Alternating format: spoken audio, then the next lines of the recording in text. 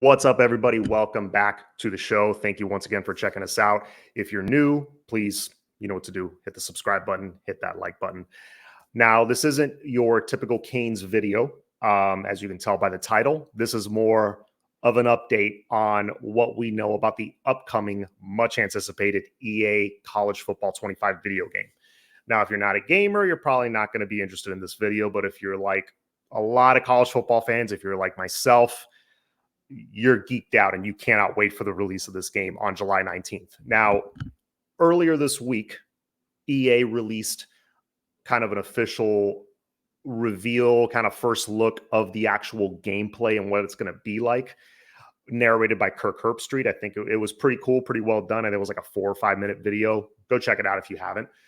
But there also has been a lot of other information that has been released over the past few months, all really detailed info over the last couple of weeks of writers, media guys like Andy Staples, Bud Elliott, Matt Brown, Chris Vanini. All these guys got to actually play the game, and they gave us some real like a lot of the meat and potatoes of the game itself. So let's dive into that, because it really, the more I read, the more excited I got. So first off, I'm going to start with the question everybody has. Is this going to be a reskin of Madden?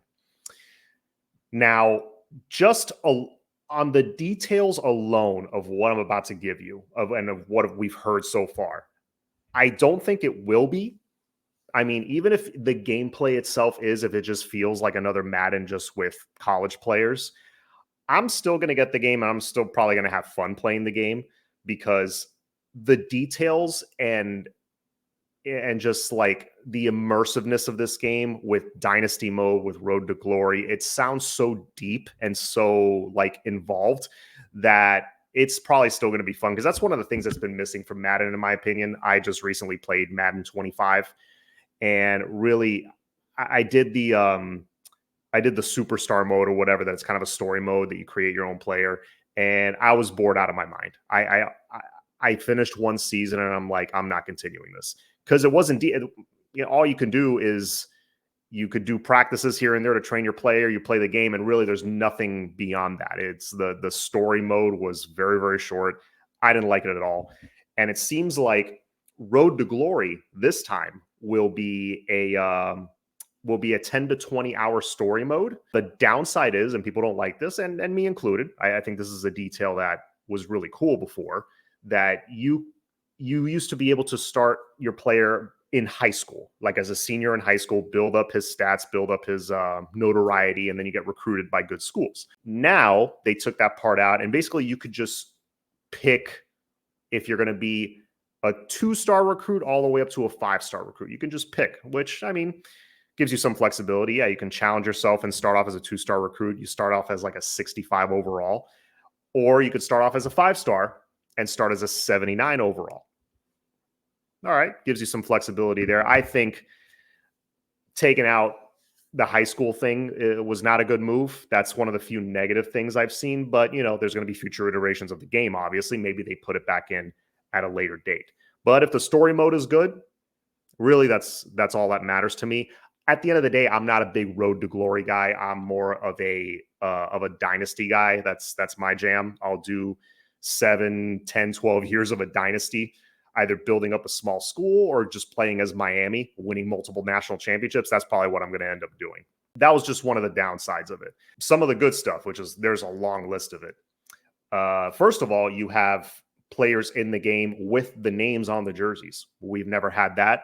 We've always had to, if you're like me, you've always had to like go in and manually put in the names, or later iterations, you can download the rosters online. By the way, thanks to all the guys over the years that did that. You did the Lord's work. And, that I think that's pretty cool for the young men to finally have their names on the jerseys and have their actual likeness, their face scans and everything in the game. So some other cool things I heard. Stadium Pulse is back. So another reason why I don't think it's just a straight Madden reskin. It's going to give you that feel of a big-time college football game. Home field advantage is really going to matter, whereas in Madden, it doesn't mean anything.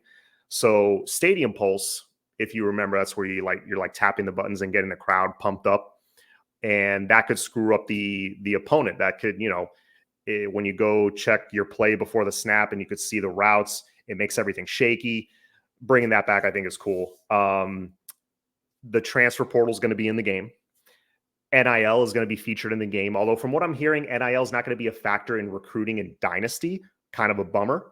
But it is going to be a thing in Road to Glory, like with your player, like you build up your NIL stock, if you will. I've heard as far as the actual gameplay, tackling is going to be more realistic than Madden. The run blocking AI is going to be much better. It's going to make more sense. I've heard that when you're running and you're hitting the correct hole and making the right football play, the game will reward you. There's also a new wear and tear system, which I thought this was really dope.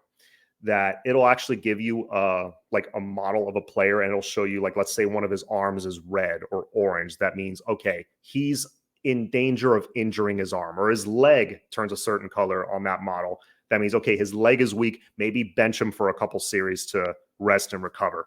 So that'll kind of give you a heads up if a player is likely to get hurt. Smaller players are more likely to get hurt than bigger players. That makes sense.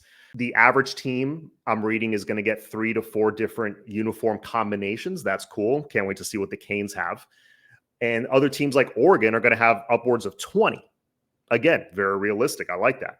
Oh, if you're, again, a dynasty guy like I am, when you start a dynasty, you play as a coach. Again, Mario Cristobal is not going to be featured in game, nor will any specific coach. From what I'm reading, there are no actual coaches in the game. It's probably just going to be Miami coach, Miami coordinator, that kind of thing. So the actual real life coaches won't be featured in the game by name.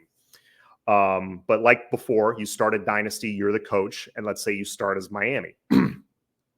You can, and according to what Bud Elliott said after playing the game, you can start your coach. You could go through 3 different tiers, and basically you pick the type of coach you want to be. Either number 1, a recruiter. That's probably what I'm going to choose. A motivator developer, or an X's and O's specialist. I think that's a cool new feature. So you have those different tracks you can kind of go and then develop the other attributes as you go, which, again, very realistic. And from when Andy Staples played the game, he let us know that you can change O-line protection before the snap. Also pretty cool.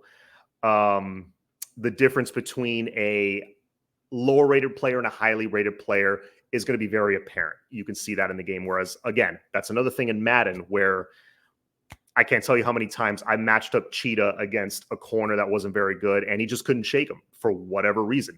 Mascot mashup, unfortunately, from what I'm hearing, is likely not in the game. Unfortunate. That's a very fun feature that you can play with your friends all day. No college game day will be featured in the game. Again, I think this is something that they're going to fix and will be in future iterations. But for now, college game day will not be featured. However, this was one of the early things I heard about the game. This is probably like back in January or February. I think Chris Fowler came out and said this, that depending on how big your game is that you're playing, like if you're playing Ball State or whatever, you're going to get a certain announce crew. If you're playing Florida State in a night game, prime time, then you'll get a different announce crew. You'll probably get Fowler and Herbie. So depending on how big your game is, you'll get a certain announce team for your game. Also, I think is awesome because past games, it's one announce team for every single game. So I really like that a lot. One thing I noticed in the reveal of the game, this is just my observation, when they revealed like actual gameplay the other day, that the running and the juking and spinning, it looks a little bit more fluid to me than Madden. That's just what I noticed. That's just what my eye noticed. I remember back when NCAA 14 first came out, that was the last iteration. One thing that jumped out at me right away is that was the year when one of the years that we had Duke Johnson as our running back. I remember playing the game and I took a handoff as Duke. It used to be the juke move. It was one juke move for everybody. It was this big, huge jump cut. You'd make the defender look silly and then you keep going. But that big jump cut, it kind of stops you in your tracks a little bit. It slows you down. I noticed in that game, sometimes you do a big jump cut. Sometimes you do like a little head fake, and that it's less wasted movement. You do a little head fake and you keep going and you don't break stride. So that was one little detail I noticed in NCAA 14. In this version, it feels like they made it even smoother. So we'll see how that goes. Now, I'm loving the detail and the depth of this game. It seems like it's going to be a lot of fun. But at the end of the day, what's going to prove to me that it's not a Madden reskin at all is how the gameplay actually feels. We won't know until we get a controller in our hands and actually play the game.